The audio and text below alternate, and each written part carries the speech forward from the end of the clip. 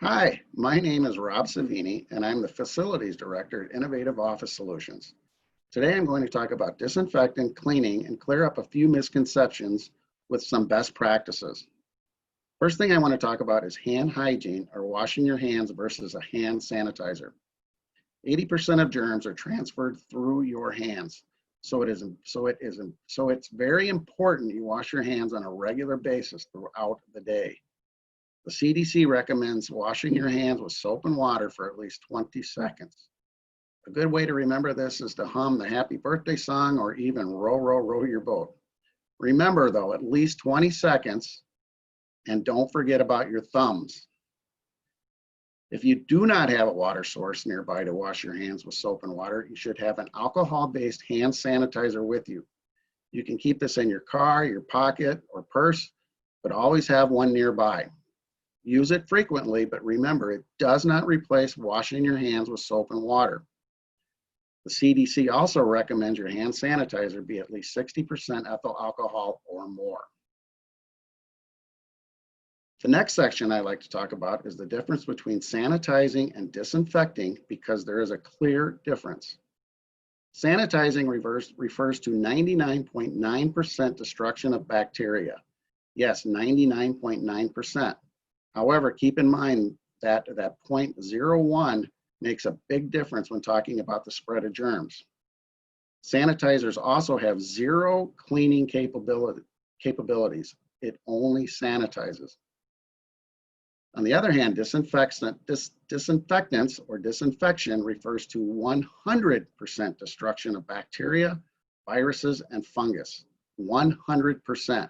So there is a distinct difference. Going back to sanitizers, they are generally used for food service applications and have minimal kill claims, and they are regulated by the FDA, the Food and Drug Administration. Sanitizers are usually the third step in sanitizing a non-porous or hard surface. The three steps are always clean, rinse, sanitize.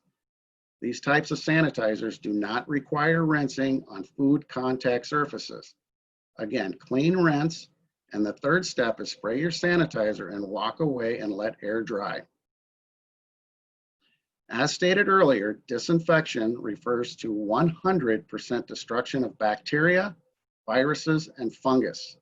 So disinfectants are not safe for food contact areas. Keep in mind, disinfectants are regulated by the EPA, the Environmental Protection Agency, and not the FDA. All disinfectants will have an EPA number on the packaging. If it does not have an EPA number, then it is not a disinfectant. There is a difference between disinfectants and cleaners. Cleaners clean, disinfectants disinfect. It will say on the packaging exactly what the product should be used for. Disinfectants kill microorganisms, bacteria, fungus, and viruses. However, some products will have both characteristics as a disinfectant and a cleaner, but it must say cleaner, disinfectant. Read the directions. However, remember, surfaces must be cleaned prior to disinfecting. Again, always verify that your product has an EPA registration. Again, if it does not have an EPA registration number on the label, it is not a disinfectant. Following directions on all disinfectants is the most important advice I can relay here today. Read and follow all labeling directions very carefully. That's where the proper directions for use will be found. It's always on the label. Things to know about disinfecting on the directions and the labeling. Know the dilution or what the dilution of the product is. If it's a ready to use, do not dilute. If it is a concentrated form, make sure it is mixed accurately to the labeling. If it is too weak, it's not killing as tested. If it's too strong, it may not be killing effectively, plus it isn't safe or could leave ugly residue if overmixed. It is very, very, very important you follow labeling instructions on disinfectants. I can't stress this enough. The last thing I'm going to talk about disinfectants is the most important and always the most misunderstood. It's the contact time or dwell time of a disinfectant. Again, this will be on the labeling. Most disinfectants require 10 minutes of wet time or dwell time to completely disinfect a surface. Let me repeat, a disinfectant must remain wet on a surface to completely disinfect or kill all organisms the product claims to kill. Many disinfectants require a 10-minute dwell time. However, there are more options today with 5-minute, 3-minute, and 1-minute products. The directions will tell you how long the surface needs to stay wet to achieve complete disinfection. If it doesn't stay wet as long as required on the label, the product needs to be reapplied until the time is achieved. The last thing about disinfectants, they are only for hard or non-porous surfaces. Soft surfaces like fabric and carpeting cannot be disinfectant.